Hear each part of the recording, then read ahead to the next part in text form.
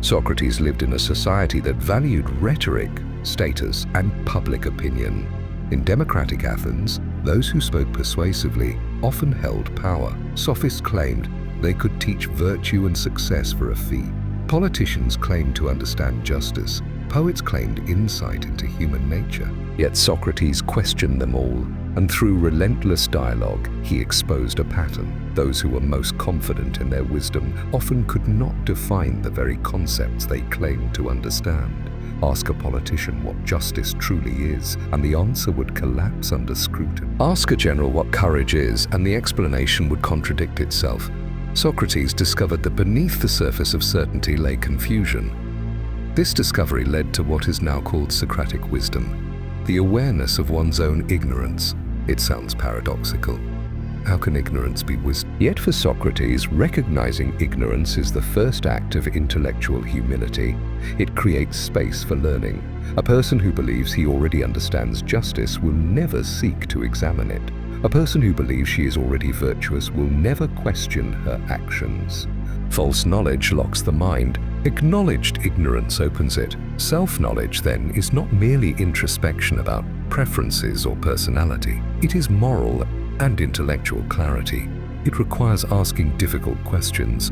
Why do I believe what I believe? Are my values truly mine, or inherited from family, culture, and fear?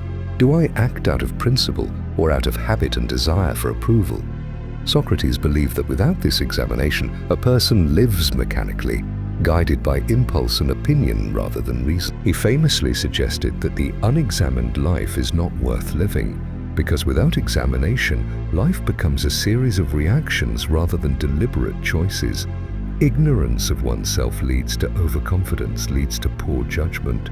Poor judgment leads to injustice. This chain explains why Socrates saw self-knowledge as essential, not only for individuals but for society. If leaders do not understand their own motivations, they may mistake ambition for virtue. If citizens do not understand their own biases, they may mistake prejudice for truth. When people fail to examine themselves, they become easily manipulated by persuasive rhetoric and popular opinion. They confuse confidence with competence, noise with knowledge. There is also a psychological dimension to Socratic self-knowledge. Human beings naturally construct identities. We tell ourselves stories about who we are. I am intelligent. I am moral. I am strong. I am right. These narratives provide comfort and stability, but they can also become barriers. If someone challenges our belief, we often defend it not because it is true, but because it is tied to our identity. Socrates recognized that ego is deeply attached to the illusion of knowledge. To admit ignorance feels like weakness, yet he inverted this assumption. For him, the willingness to admit ignorance was a form of strength. It required courage to stand in uncertainty rather than hide behind confident assertions. Self-knowledge also reveals internal contradictions. A person may claim to value honesty yet lie when convenient. Another may claim to value justice yet act unfairly when personal interest is threatened.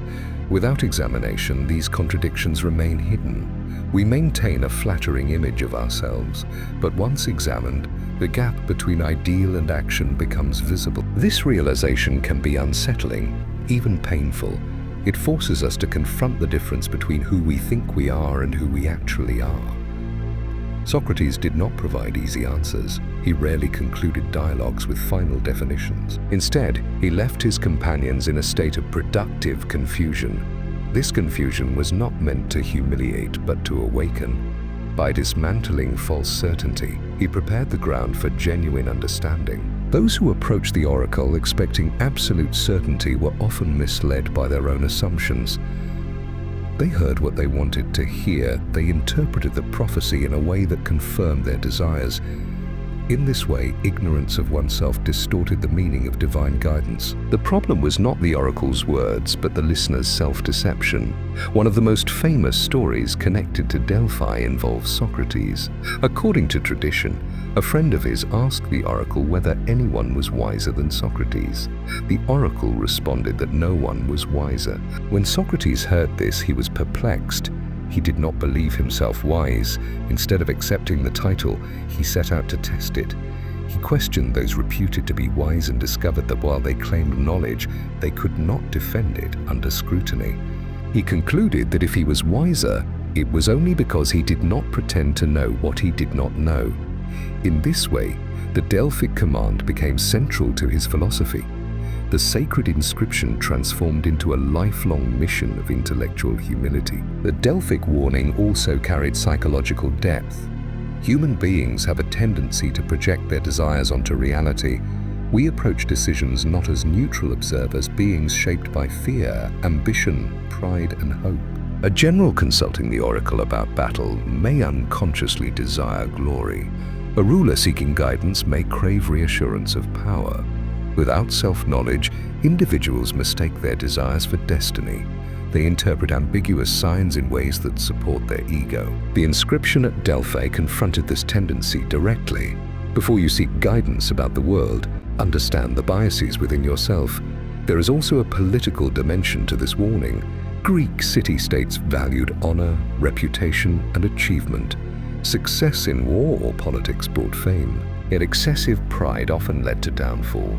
Tragedies performed in Athens frequently depicted heroes destroyed by their own arrogance. The Delphic command acted as a cultural safeguard against such collapse. Know your limits. Recognize that you are not immune to error. Accept that power does not grant omniscience. By reminding leaders of their mortality and fallibility, the phrase served as a moral boundary against reckless ambition. The concept of moderation, known in Greek thought as avoiding excess, aligns closely with this inscription. To know oneself is to recognize one's strengths without exaggeration and one's weaknesses without denial. It means acknowledging capability while resisting the temptation of self-deification. The temple at Delphi, dedicated to Apollo, the god of light, reason, and harmony, symbolized balance. The inscription encouraged visitors to align their inner life with this balance. Excessive pride disrupts harmony. Humility restores it. At a deeper philosophical level, the Delphic warning suggests that self-knowledge precedes knowledge of the external world. One cannot interpret events accurately without understanding the interpreter. Every perception passes through the filter of the self. If the self is clouded by illusion, perception becomes distorted.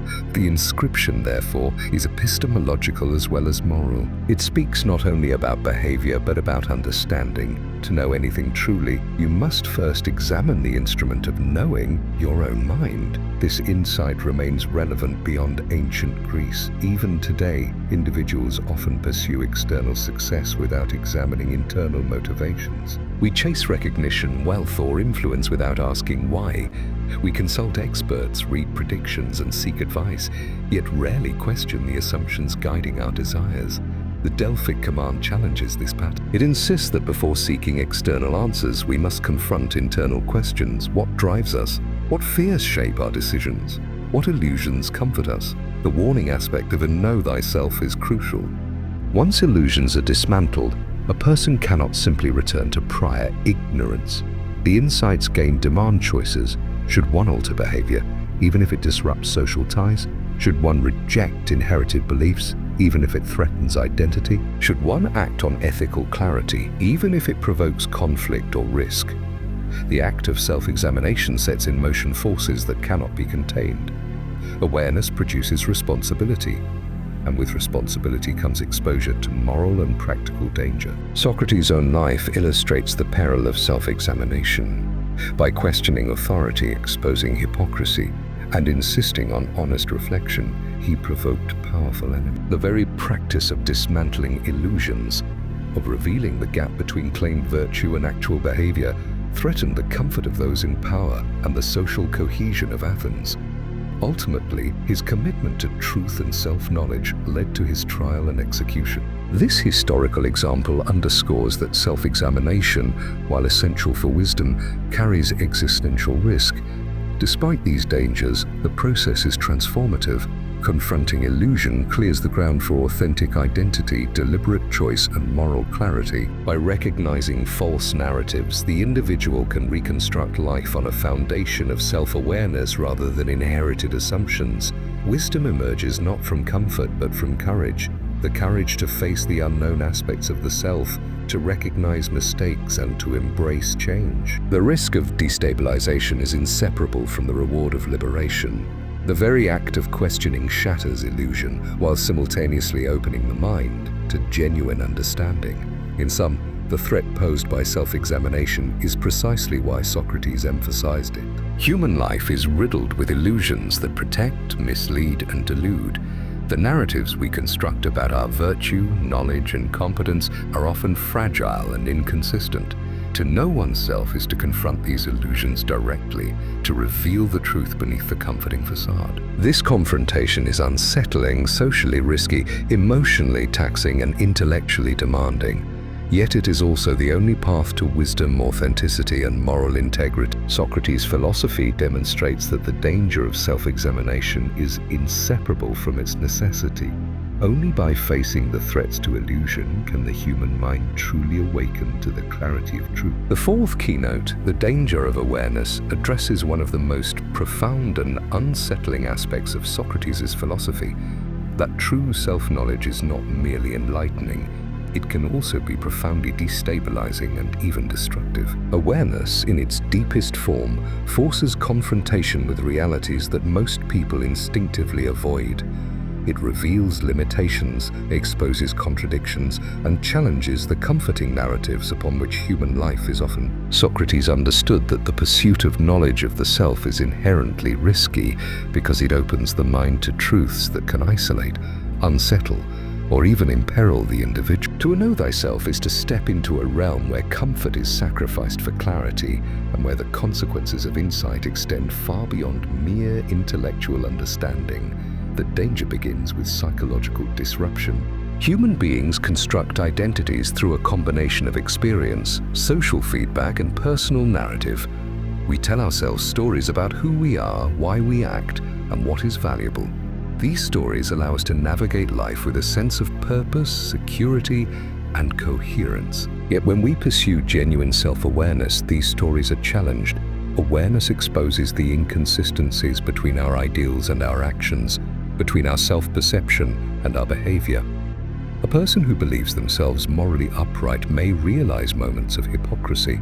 A person who prides themselves on courage may confront fear they have long denied. The unprepared mind may resist awareness, retreating into comforting beliefs or denying uncomfortable truths. The danger lies not only in the knowledge itself, but in the destabilizing effect it has on habitual patterns of thinking. Socrates exemplified the double-edged nature of awareness. His commitment to knowing oneself, questioning others, and seeking truth brought moral clarity and intellectual integrity. Yet it also led to conflict with his city, condemnation, and death. This demonstrates that awareness can disrupt social, psychological, and existential equilibrium. The individual who truly sees cannot entirely participate in ordinary life as before because insight imposes demands, ethical, intellectual, and personal, that ordinary routines cannot satisfy.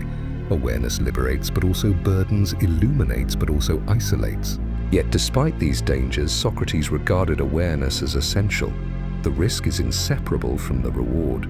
Without confronting the truths within, life remains unexamined, guided by illusion, habit, and social convention. Superficial contentment is easily achieved, but it is fragile, contingent, and unearned. Awareness, though perilous, equips the individual to live authentically, to act with deliberation, and to pursue virtue with clarity. The dangers of self-knowledge, the discomfort, moral responsibility, social tension, and existential anxiety are precisely what make it transformative. Only by facing these perils can a person achieve the freedom and wisdom that superficial ignorance denied. In addition, awareness cultivates resilience. The person who has faced uncomfortable truths within themselves and their environment develops the capacity to navigate life with honesty and courage.